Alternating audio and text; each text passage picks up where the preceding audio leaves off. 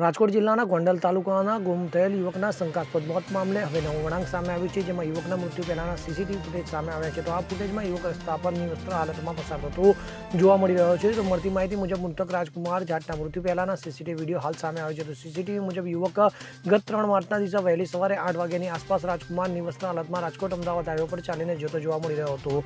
તો હાલ રાજકુમાર જાટનો આ સીસીટીવી વિડીયો વાયરલ થઈ રહ્યો છે. તો સીસીટીવી સામે આવ્યા બાદ કેસમાં હજુ નવા ખુલાસા સાથે ઘટનામાં અનેક વળાંક આવી શકે તેવી સંભાવના છે. તો ઉલ્લેખનીય છે, ગોંડલના યુવકનો ગુમ થયાના મામલે રાજકોટ જિલ્લા પોલીસ વડા હિમકરસિંહે આ કેસમાં પિતા પુત્રને મારવાની વાત પોલીસે નકારી હતી અને યુવક માનસિક અસ્વસ્થ હોવાથી તે અગાઉ પણ 3 વખત ઘરેથી જતો રહ્યો હતો તેમ પણ પોલીસે જણાવ્યું હતું. ત્યારે એસપી હિમકરસિંહે દાવો કર્યો હતો કે યુવકની માનસિક હાલત સ્થિર નથી. તે આ વાત વિડીયો પરથી સ્પષ્ટ થાય છે. Bureau report CN24 news. હવે જુઓ દેશ દુનિયાની તમામ ખબરો તમારી આંગળીના ટેરવે. ઉઠાવો મોબાઈલ અને Google Play Store પરથી ડાઉનલોડ કરો અમારી CN24 ન્યૂઝ મોબાઈલ એપ.